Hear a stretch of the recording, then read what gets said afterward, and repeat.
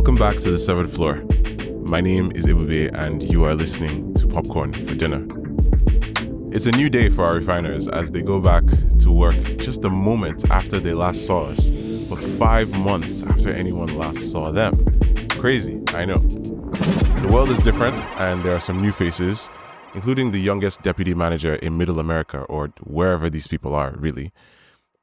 Chinedu is here to help me get into everything, and he's as hardworking as the refiners. So I guess we should start this by asking Chinedu how he's doing today. I understand he just left a Teams meeting because he's just that hardworking of a man. He's important. He's as present as the Lumon board. Chinedu, how are we? Hi guys. Super excited to be here. As evident in the last episode, the recap episode, I am fantastic. I've had some waffles and I have 4 things to say that I'm grateful for today. So. That is amazing, because you know what else I'm grateful for? Our special guest. I would like everyone to join me in welcoming AJ. Please, did you enjoy your balloons, AJ? AJ was crazy. No, I did not enjoy my balloons. I need answers. I'm sorry. We tried to get the right face on them, but we just couldn't get the right order. I apologize. But welcome back to the podcast. I'm sure everyone remembers AJ from our industry pre-cap episodes and her love for Robert Spearing. So we're very glad to have you back here, AJ. And Love? I couldn't even say that with a straight face. Okay. But yeah, thank you everyone for joining us. We are going to be breaking down every single episode of Severance Season 2 for you right here on the podcast.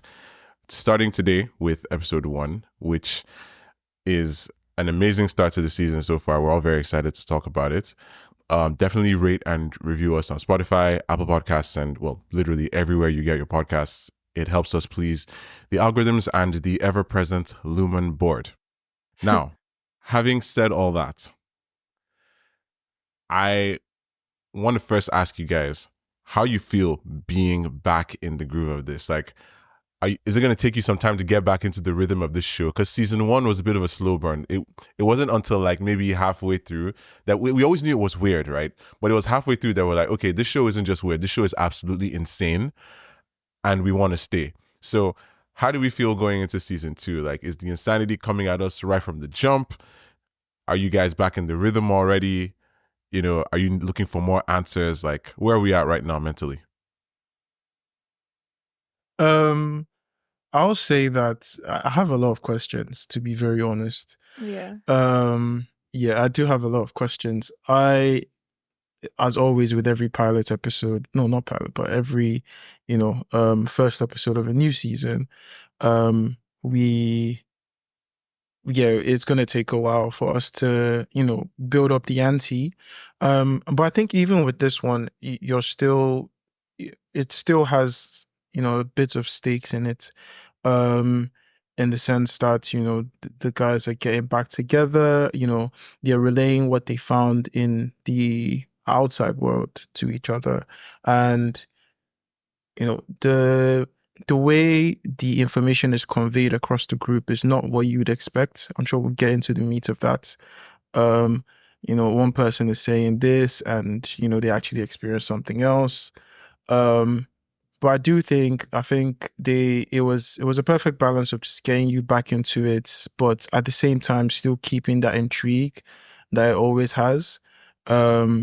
We've got a kid advisor on the floor. Very curious as to what is happening there. Are they including child labor now, or? Look, she's here of her own free will, and it's been a minute. Okay, it's been a minute. Will? She's 8. She's 8. We can't even agree on how old she is. Like, Dylan's like, why is she 8? And like, oh my goodness, that's absolutely crazy, man. That was absolutely insane. I love how Milchick shows up and like it's just classic him, but like it's also so meta because he goes on and he says, "It's been a minute." And the interesting thing about that is it really has, because for us in the real world, like like I know there's like levels of real world here. Like we have the seventh floor, then we have the Audi real world, and then we have our real world that's like watching the show. And in our real world, it has been 3 years since this show first started. Like I believe it started February 17th or something like that, 2022. It's crazy. Like now That's it's crazy. like this is January 17th now that the show is starting, and I know so many people had to like literally rewatch the show just to remind themselves what actually happened.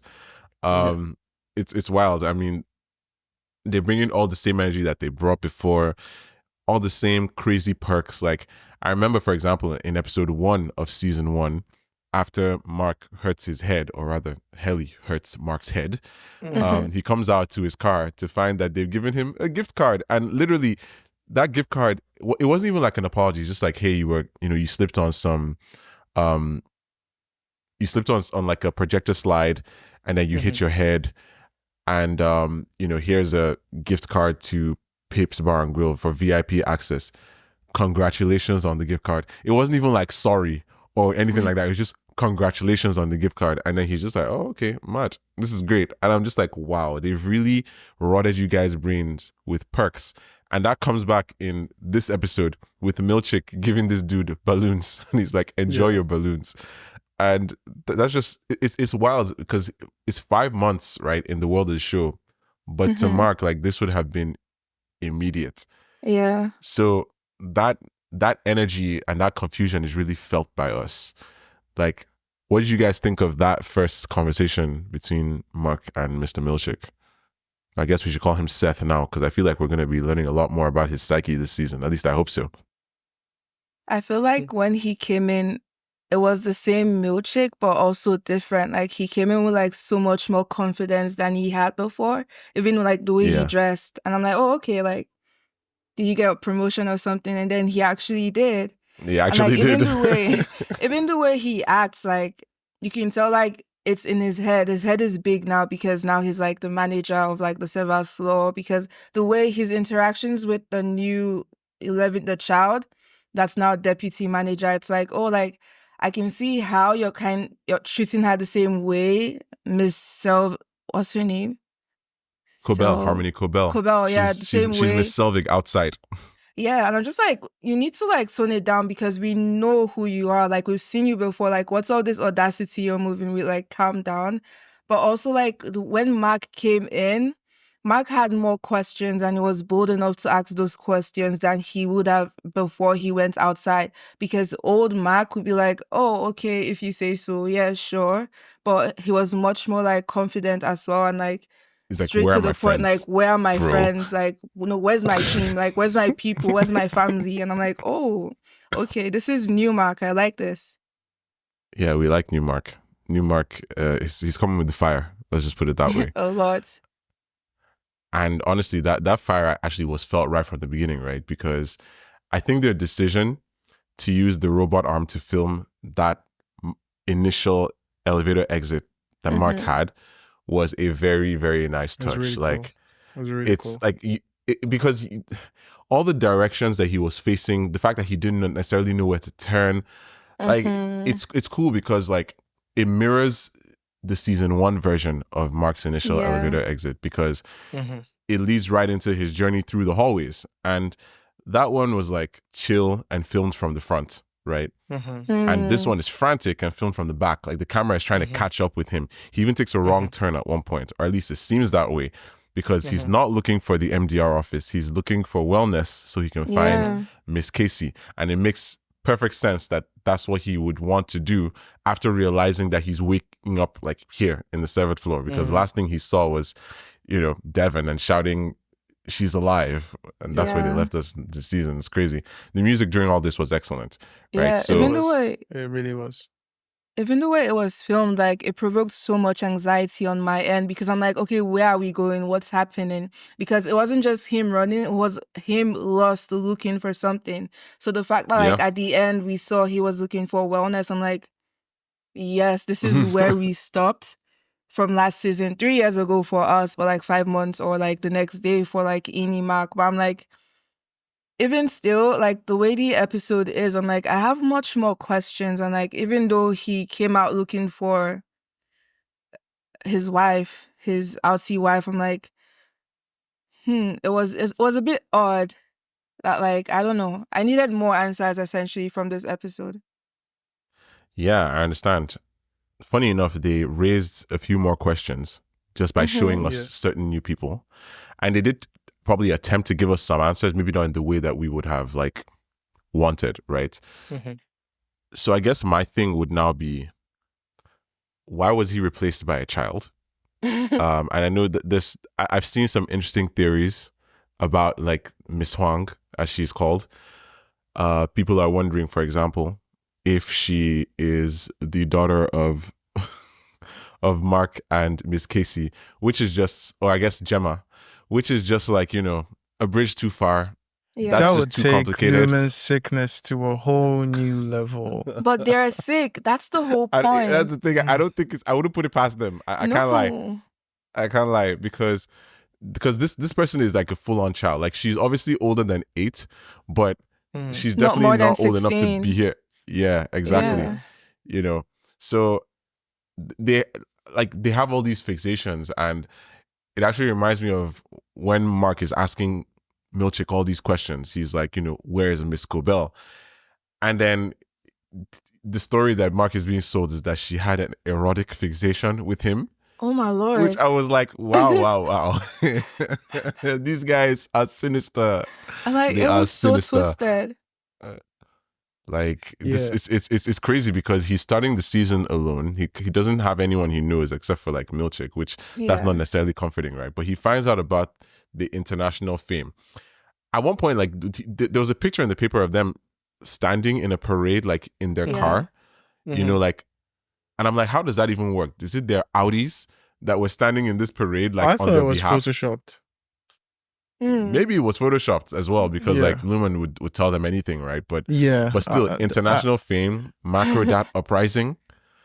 Like, I have a, obviously there would have been a lot of changes on the outside world. There would have been revolts as to how the workers are treated. But I mean, I'm sure, as with at least one person on this podcast, I took everything that Mr. Milchick said with a pinch of salt. Literally every single thing he said. I don't know if, you know, there was really an uprising from the outies. It would have been other people. And then the other plans and changes that they said they would make. There's something sinister going on. And we're going to find out as the season goes on, but I do not believe anything that is being said. Yeah. Because why would the outies unite, like, outside? Like, how? It's so much more questions I have than when, like, especially if they said ended. they didn't want to be here anymore. Like, the Audis all apparently chose to not come back, except Mark. Like, man, like, because he obviously really needed this, or at least he felt he needed this. This is not really the solution to his problems, but he wants to forget that Gemma existed for 8 hours a day. So that's the approach he's taking. I don't know. I suppose the next question I have for you guys is, how's this guy? How's this guy? What is with those people? Like, of all the, like, first of all, I like that obviously the show is very efficient with the storytelling, right? So they use these people to let us know that it's not just this building. Like, there's several, you know, Lumon branches, which obviously makes sense. This is supposedly a multinational company, right? But at the same time, you know, I wasn't sure that they had expanded Severance outside of, like, you know, head office. So the fact that there are other people who are severed that, like, were brought from other branches and everything, and you know, Mark W is trying to make sure he can keep the name for himself, and what was the name, Caroline Y. Like, it's just so much is going on at the same time, and it's like, what are all these people doing here? And you know, that game where they were telling each other about themselves, you know, with the ball and everything, you know, that had the right amount of creep to it.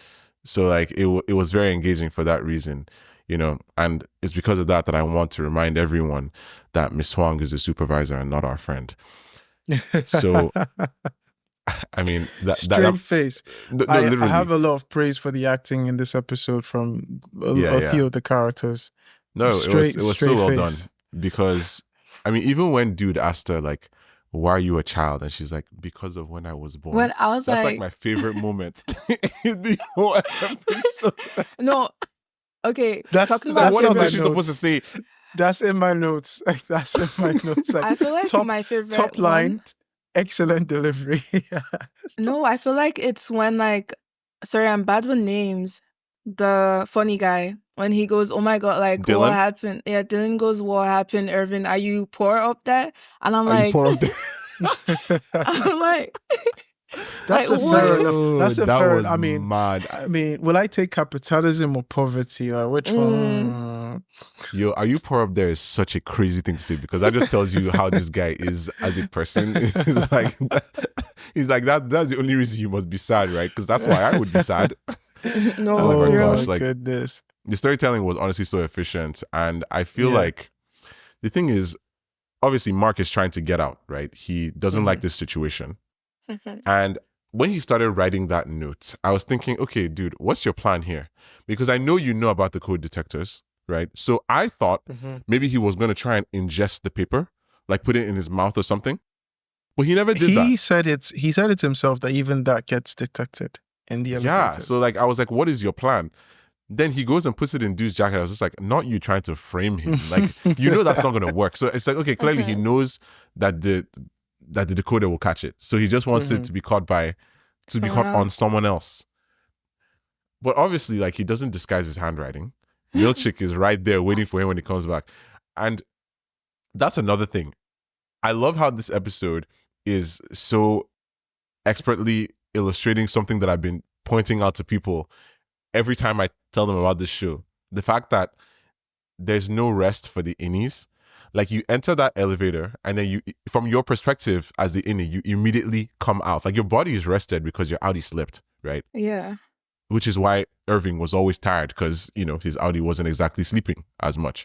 So we come out and he's right there again. And then Yeah. everybody's just returned with different clothes. And it's so funny to me because he thinks he's doing something and then he gets there and everybody's just waiting for him. So it's literally like an endless cycle of work for them, which I guess is why it feels like torture in a sense. But there's never any rest for their minds. So I would actually just kind of pushing it to more of a meta sense. Like I'd be interested in learning, like if say Severance ran for like 10 years, how long it would take the people who are severed to go crazy because their minds never get any rest, right? So like they could get breakdowns, they could get serious mental fatigue. There are all kinds of mental health issues that they could have. So I don't even know how it's still sustainable because like Mark has been doing this for 2 years, right? But apparently he's fine. I mean, I guess it depends because whenever they're not getting rest is also the state of their outie. So, how they leave as their innie and then how their outie comes in. I think someone who's in the groove of things at work and let's say their outside world isn't too is not too influential in how they are performing at work, I think it would be okay. It wouldn't be a depressing state or it wouldn't affect their mental health. I mean, we've seen, Mark W he's been working there for years and years and years. I'm sure there are loads of old workers on the floor, but G as well, he's been there for quite some time now. Even what's his name? Irving as well. He's been there for quite some time. So I think my own question, and Ebube, we discussed this in the recap, not question per se, but I think it's very interesting what they term as them achieving success. When I say them, I mean the group, because Irving correctly said it's not our world up there, So when you win, when this group wins, or what's next? I guess now they have a new goal, which is, finding out what's the connection with Miss Casey and what the company is doing. But then, what's after that? Like you said, what's next after that? because if you bring them up to the surface, they're killing their actual actively conscious self. Yeah. And If they don't come back, then they're gone forever, essentially. and exactly, and they'll be so lost in the world. It's not their world, like he correctly said. There's so much going up there that's so different. I mean, it wouldn't even be them that actually is let out into that world, because it will just be their outie. It's not like they're going to turn on the overtime contingency for them forever. But so can I say something about like the whole like innie and outie? I feel like integration is possible, but if integration happens, because I personally believe that the innies are like the subconscious, and I was speaking to Ebube about this, that like your subconscious is like 95% of who you are. So I feel like if integration happens, then we're not going to lose the innies or the outies. There's going to be some form of merging, but what's going to be more like evident in that personality, that being, is going to be like, I feel that innie, because what they've done with Severance is kind of like taking out your subconscious and making that like a whole, that what I believe, my theory, make so it's like the innie is their id, so to speak. Essentially. So like, since it exists on a higher level than it should be now with integration, I don't think the innies are going to be subconscious anymore. It's going to be like conscious. So I feel like so they're going to merge in a way that's going to be very twisted, but integration is possible. They're going to be okay. I don't think they'll be okay. I don't think you can be okay with integration. No, I don't. Because think about it from Mark's perspective, for example. Mark just found out that Miss Case, he has his own memories, completely different from everything that he knows, the outie, or completely different, from everything that we know outie Mark as. So we're talking about two distinctively different people here. If you take Irving, for example, we've talked about being a veteran. He's an artist. He's kind of, from what we've seen, maybe a bit more, even if it's not outwardly aggressive, but aggressive in his own style of painting and his nature. And then you've got Irving, his innie, who's completely different, and he's loyal, he's loving, and he's kind. And Irving has his own memories of Brett G, for example. Do you get what I mean? So if you integrate that person, are you saying that Irving as a whole, as a being, as one person, is going to just forget the feelings for Brett G, or would he? Because I feel like those memories are too distinctive to be able to come into one person.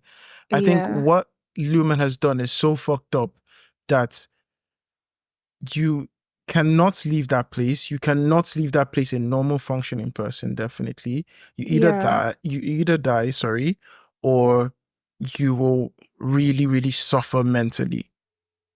You will suffer mentally and you will die. That is crazy. That is crazy. But I feel like adaptation is always going to be an issue, because like this new mind they have right now is going to come into the world. Like you said, it's not our world, but in terms of like the person and the minds and the memory, I feel there's going to be a merging that happens that's going to make them okay, but not okay in the sense that like mentally they're going to forget like what happened inside, or be completely okay with what's happening outside. But I feel like that merging is possible, like in their minds, the merging of the two minds, because honestly, it's one person. It's just like different consciousness. So if the merging happens, like the mind, the person, the one person, so one mark, not innie or outie, just one mark, the minds are it's going to merge and they're going to be okay. But then adaptation, their mental health, their new lives, like that's a whole different conversation. But I feel like the minds are going to be fine. We'll just have to see, to be honest, because it's hard to tell which direction they'll go with this. I think it's possible that reintegration may not end up happening at all, or maybe they'll find a way that, the innies and the outies can actually like interact with each other. I don't know. It's hard to say. Like this show, at this point, anything can happen. But in a sense, I like that this episode isn't going to work. Yeah, well, that's another thing, right? Because, this episode isn't necessarily doing too much in the way of answering questions, but the tension is really, really well delivered, right? So we have tension that's not just in the tone, but we have tension as well in the sense of how people are interacting with each other and how these people truly know their audience. Like you just mentioned the visitation suite, right? You really do have to know your audience, because Dylan now is very gung-ho for the team. He wants to make sure everybody's fine. But because Milkshake knows his audience, he knows that Dylan's love for perks is going to the end of him. Oh my God, yeah. So like this guy is always looking for perks. He's always looking to level up. He's gamified the entire thing here. Like Irving is happy here because, he wants structure. He likes having something to fall back on. He likes the system.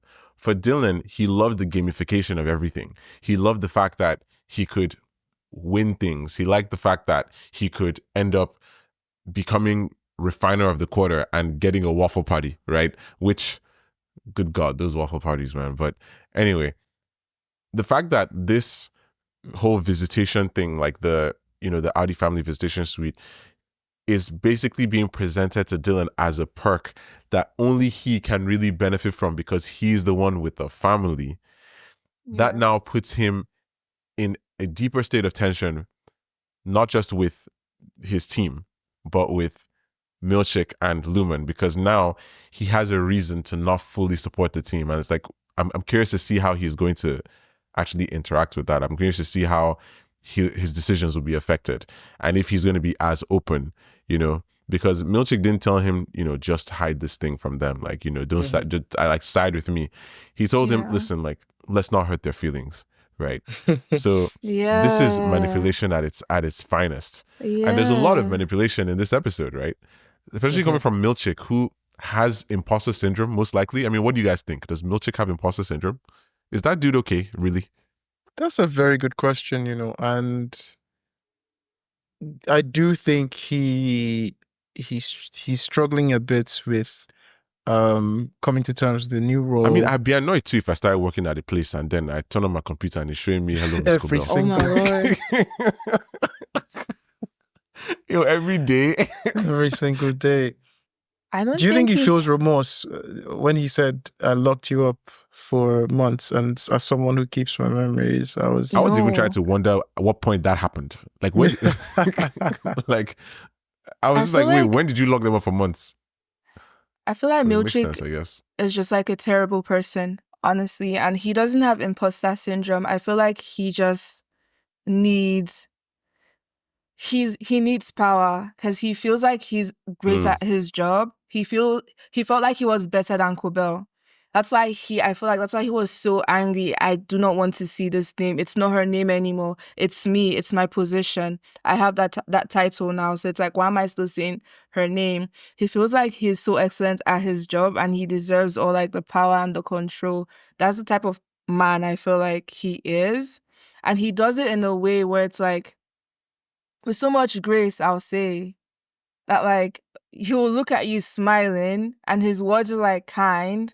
He's speaking to you calmly, but what he's saying to you is like, why would you say this and expect me to be okay with what you're saying right now? Like, can't you see how twisted like this rule or this command or whatever you're saying is? But he's just like, yes, I'm like, I mean, he's the king of gaslighting. It's fantastic. And yeah, honestly, he was like, with the locking up, he was definitely referring to the new doors. I mean, everywhere the layout has definitely changed. Obviously, wellness isn't there anymore. The break room is obviously now a happy place, like an actual break room, right? With a freaking TV and everything. And I'll get to that in a second. But do you guys think Milkshake reported Cobell to the board in season 1? Because obviously, like, their relationship was a bit tense, but I do think he looked up to her and I think he liked working for her. And we don't know too much about Cobell's own agenda and what she truly wants from life, what she wants from Lumon. But it's possible that maybe Milkshake saw a chance to rise. I'm also thinking about that girl with the curly hair who's always wearing like a headset. Natalie, I think that's her name. And I mean, I don't know if you guys saw the video that they put out on YouTube and on Apple TV Plus titled Lumon is Listening, which is the first thing that my brain jumped to when they started showing them that video in the break room, because that's what it was titled. I missed that. No, it's wild. It's wild. Basically, she's there and she's just talking about how Lumon is taking everything to heart. And I wonder if, Seth kind of wanted that kind of autonomy, wanted that kind of power, because she was able to basically fire Harmony on behalf of the board, right? So if Milkshake, reported Cobell in season 1 for any of the things that she did/didn't do, how do you guys think that affects her feelings, or I guess his feelings about her being gone? Is he conflicted? Is there guilt? No, I don't think there's guilt. No. At all. Okay, so you guys think he's fully just a bad guy? He's an evil person. He's not severed. He's not severed, and I feel like he's okay with all that he's doing, because the innies they're like tools. The way you said, like, they come in, like they get into the elevator and they're back in, like all they do is work. It's like, I don't want to say slavery because that's pushing it too far, but they're essentially not people. And I feel like he knows that, and he loves the control. So with Cobell, I feel like he saw an opportunity and he seized it. I don't think he feels any remorse whatsoever, but I feel Cobell would like what he did. She's going to say, okay, yeah, good job. This is the one thing you've ever done right. Like, I'm proud of you. That's what I feel. But as for Milkshake, like, no remorse whatsoever. The man is evil. Like, I don't know, his eyes, I'm like, you're not okay. You're a terrible human being. Like, because no way you're smiling and saying this. It's crazy. Yeah. I think the gaslighting in this particular episode was incredible for a number of reasons, right? But let's rewind a bit. How did you guys feel when the OG team actually returned? Because I reached a point in this episode where I was like, okay, we're not seeing anybody for a while. It's not going to be Mark versus everybody in this severed floor for like the entire episode. But then they actually came back. Like, after he made his protest, he ran to the board. Like, he did things that are very not characteristic of Mark S. Yeah. But, he did them. And it turns out that, Lumon was listening. So now everybody is here. They go straight to the break room. And, there was a lot of information there for them in that video. Like, so what did you guys think of that? Like, their return and the video? Continuing exactly where they left off, especially Irving, who was still shouting, "Birds." Yeah. I think it was good to have them back, obviously, the OG team. I think each character came back in a different mind state, obviously. And it was good to just have, I think I have theories about not theories, but I have some statements or some takes about each of them. I think I would say my outlandish take right now is that Heli R is her outie self at the moment. Oh my God, yeah. No, she definitely is. Like, I was definitely going to get there, but she definitely is. And I'll tell you what, I knew immediately. Like, before she, like, okay, so everybody's sharing, what happened, right? And, let me not get ahead of myself. Let's talk about first how the stage was set for that particular revelation, right? Because Milkshake opens his mouth and he says, there are no cameras or microphones on the severed floor. He says this after literally showing them dramatization of things they said and did. Please tell me how they knew about those things and not to dramatize them without mics or cameras. No problem. Whatever. Let's just accept that one. But even with that aside, how are these guys, the OG team, seriously comfortable saying anything in this break room at all? Like, if it was me, I'd at least be trying to write on paper and passing it around. Like, because I tell you, as soon as Heli started her own report, like, literally as soon as they asked her the question and she didn't start talking immediately, I was like, this is not the same person. This is immediately not the same person. Like, my immediate thought was that it might not be her, and that she came down to see things for herself, because how's she just going to be like, I woke up in a boring apartment. Excuse me? And she was so detailed. The t-shirt, girl, come on now. This is not you. Yeah, and literally she pointed out, where's the security camera? Like she saw that the cameras were gone. That Yeah. wasn't Helly R noticing that. That was Helena Egan trying to make sure everybody felt safe enough to say whatever they needed to say, so they could deal with them later. I think after she shared her outie experience, I started to analyze her body language with Mark. That's not somebody. She clearly really liked Mark as her Amy self. She's like she's literally just trying to investigate right now, and it's wild. It's so scary that the show doesn't acknowledge it. It just shows us and moves on. She's just like, yeah, like it's almost as if Ben Stiller is like, I know you guys are very tense right now. Good. Yeah. Oh my God. He's like, good. Come back in episode 2. Yeah.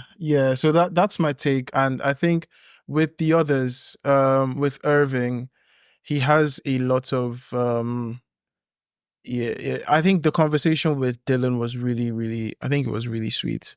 In the recap episode, I did talk about how this show doesn't give us a lot of touching moments, but because of this procedure and how dystopian the world feels, this show feels, when you do get emotions, it hits you hard, you know. Dylan saying, I'm good at my job because I have you here, essentially.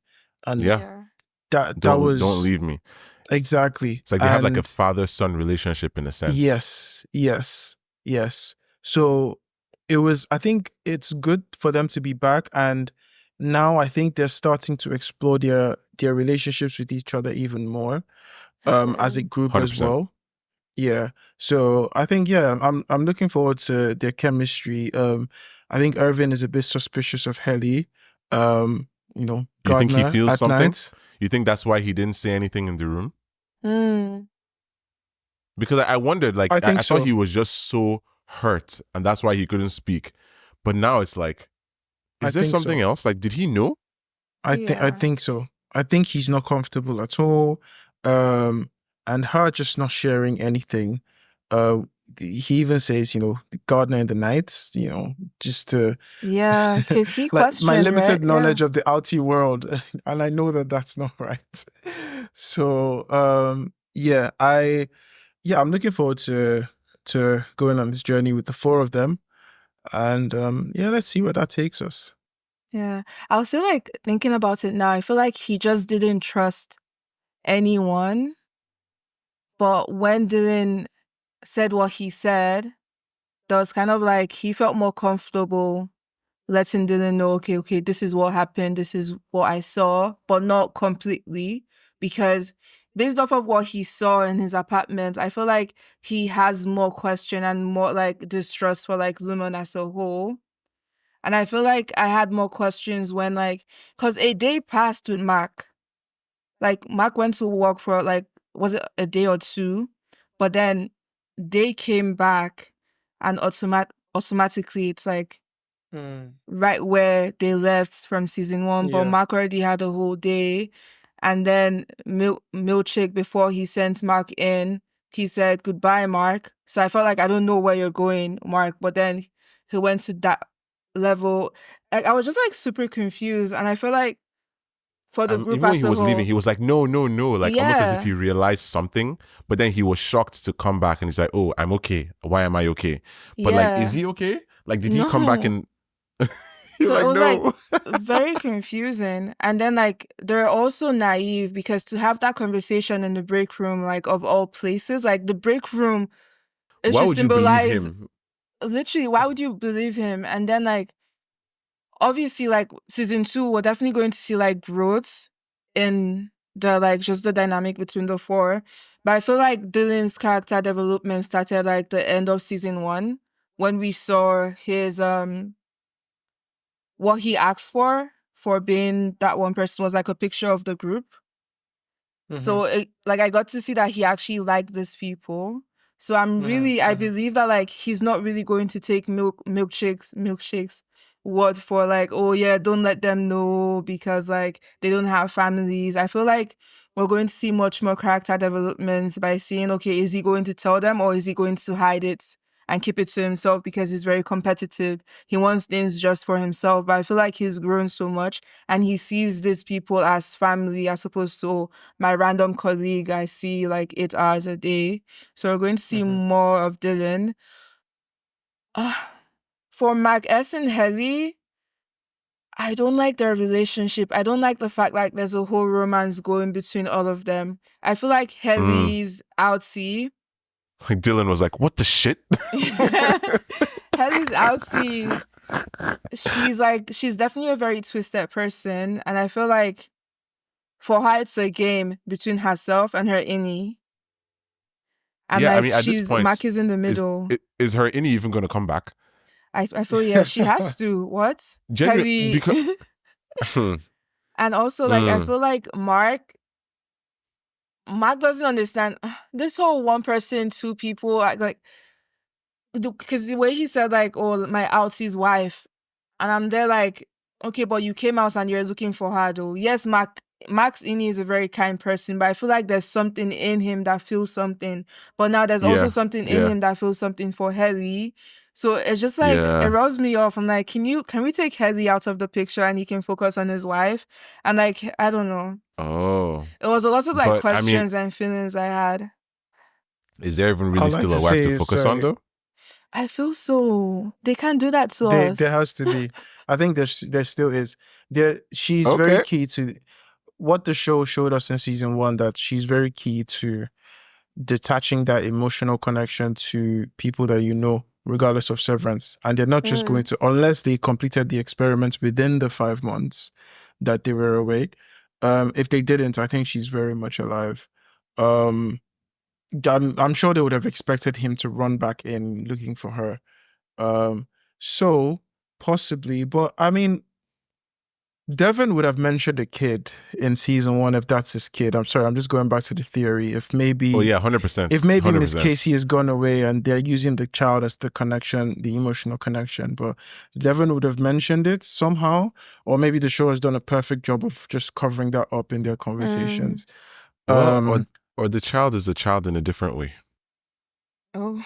In what sense? the child is a goat. Is the child one of the goats? What does that mean? So that's one way.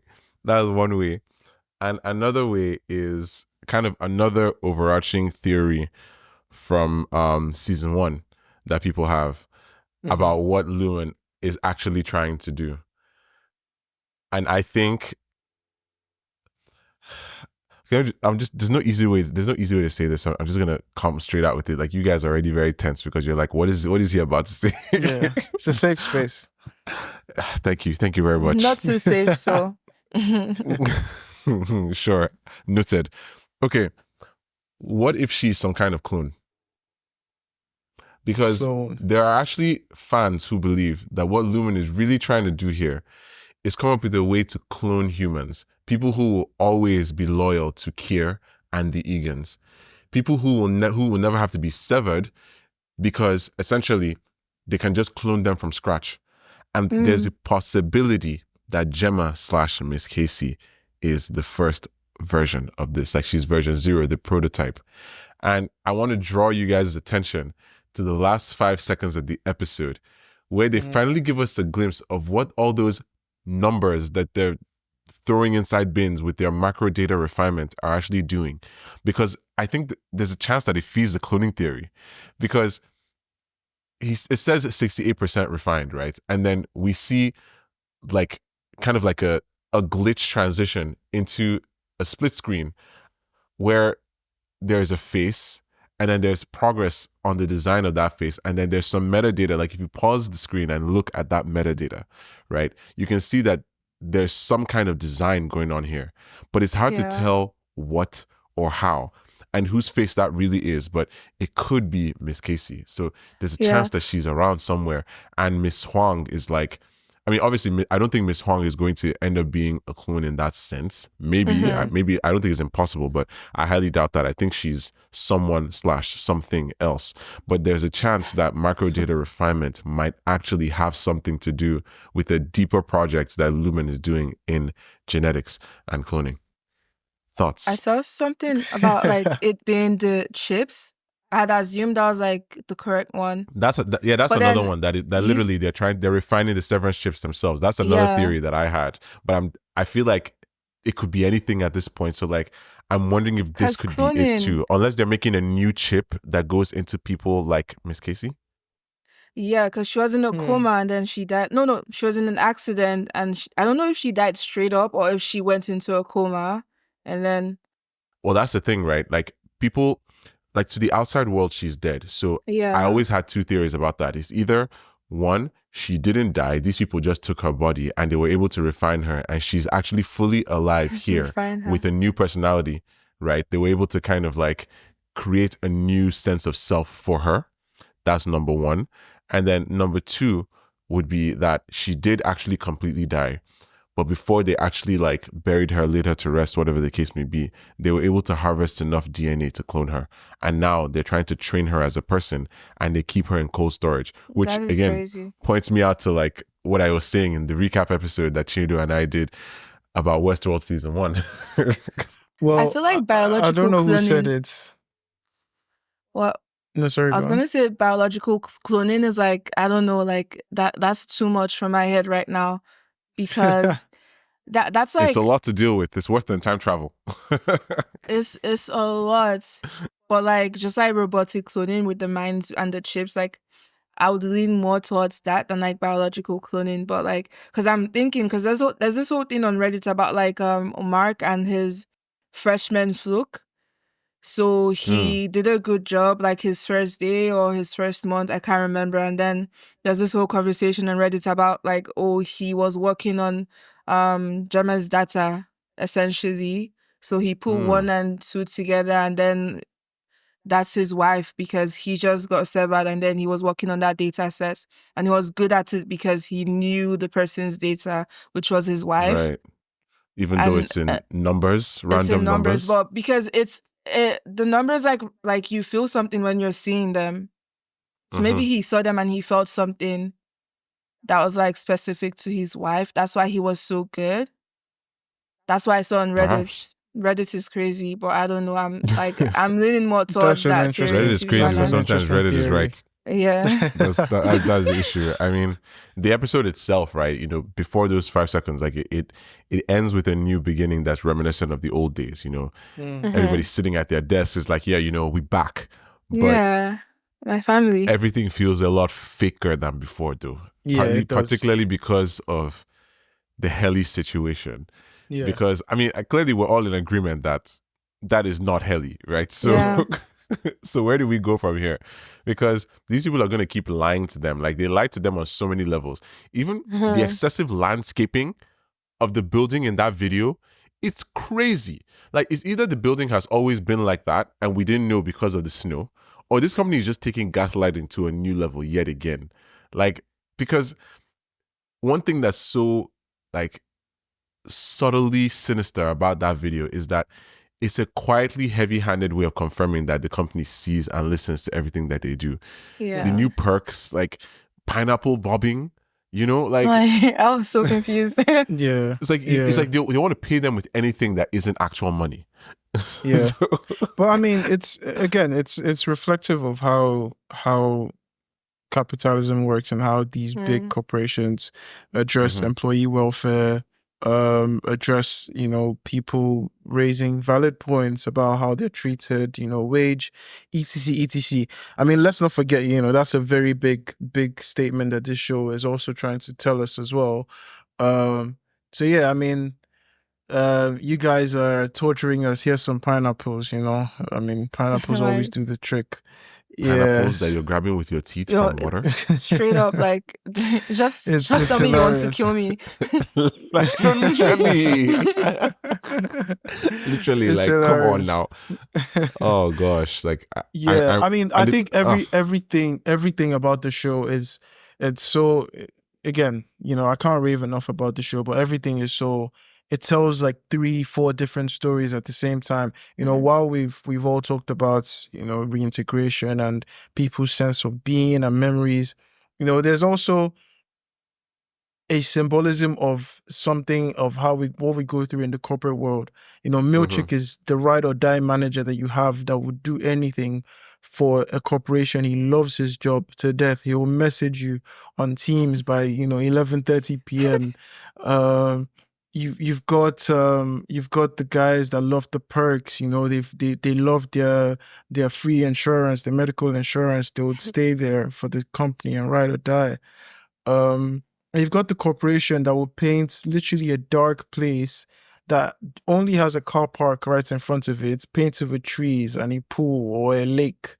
So yeah, everything is just layered. We've got that side of things, and we've got us exploring the relationships and cloning, and yeah, it's honestly, yeah, this I'm so excited. So excited. Wow. Okay. What do you guys think will happen in episode 2? Like at this point, where can they take us? What answers are going to come first?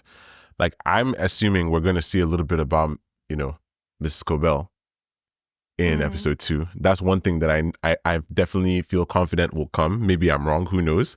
But what do you guys think will come? I hope we're going to be I'll outside. go out on a limb. Like see the Audi world? Yeah. Yeah. That'd be good. That'd be good.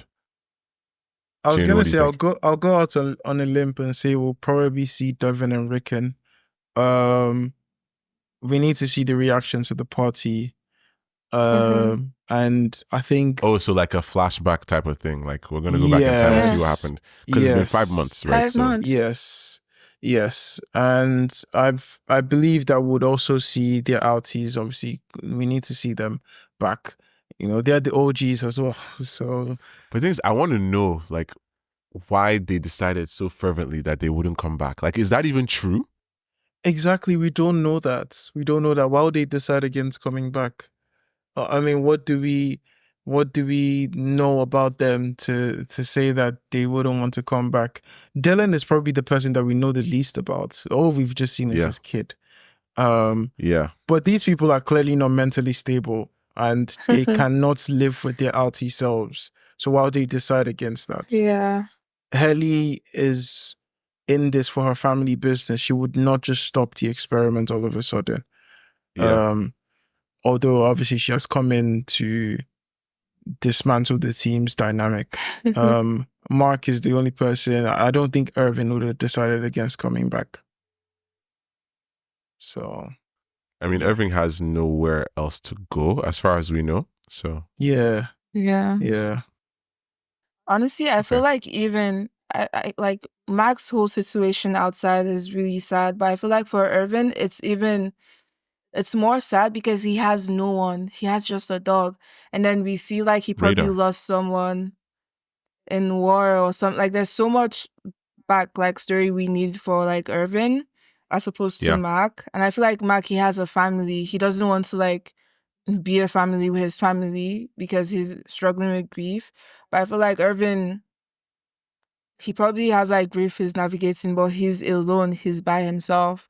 And I feel like, he just seems so sad and alone compared to like his innie. And I'm like, dude, like, what's wrong? Like, what are you going through? Like, tell me more. Dark tunnels. Very, very dark tunnels. Yeah. That's what he's going through. Yeah, because I guess everybody who tries to sever is trying to escape something. And maybe part of the message of the show is that like severance probably wouldn't be the answer. Like you still should kind of live your life to some degree. Like you shouldn't just give away 8 hours of your life that you're never going to get back. Yeah. Like every day. It's crazy because like you wake up, you go to work, and then next thing you know, you're coming back. Like nothing has changed. So like there's no, like if for Mark, for example, who's trying to heal from something huge, right? He never gets any respite from it because he has no routine for him to fall into because he doesn't know what he does at work, right? Yeah. He can't build new relationships because all he does is he comes back and he just drinks beers till he falls asleep. Like it's very, very, very, very, very unhealthy. So, I'm curious to see how all these people made those decisions, like the people who aren't Mark. I'm curious to see what Mrs. Selvig / Miss Cobell is doing. I'm curious to see how Milchick operates on the outside world. And I'm curious to see what Helena Egan is up to and what her plan is here. Like, what is this trick, Because think about it, right? She is severed. that means that for her to be here as herself, assuming she truly is here as her Audi self, it would mean that she is running some kind of reverse overtime contingency, because the severance procedure is permanent. So it's either there's like a reverse overtime contingency that's allowing the Audi to be inside, or there actually is a way to reverse severance and they just haven't told the people. That's a good shout. That's a good shout. Especially because she's like in the higher ups. Coming in. Yeah, I do think that her coming in, they would have obviously made some separate plans specifically for her. Her chip might be different to the rest which of them. Obviously goes against what she's supposedly doing, right? She's supposedly doing this to show that it is safe. And just like any untrustworthy corporation, she's completely using something different. Yeah. So that's absolutely wild. So anyway, I think that's probably a good place for us to call it. I'm looking forward to episode 2, to the rest of the season. Like, this is going to be quite a journey. Like, buckle up, people. The next 9 weeks are going to be pretty amazing. Definitely rate and review us on Spotify, Apple Podcasts, and everywhere you get your podcasts. And like this video if you're watching on YouTube. Hi. Any final thoughts, you guys? Sign off to the people. Well, just thinking about what to expect in he is episode so confused. 2. Like, this man is so confused. This show has fried your brain. Yeah, Clearly. I'm just thinking of what to expect in episode 2. There's different things we can go through. I'm wondering if they're gonna focus on Miss Casey, or the theories that you've talked about. There's so many ways that we can take the show in this season, and obviously with the critical reviews it's gotten, it can't just be Miss Casey. It just can't. It just can't. There has to be something meatier. Well, I guess we'll have to wait and see. Thank you guys for joining me. Thank you to everyone for listening up to this point, and well, we'll see you next week. Bye for now.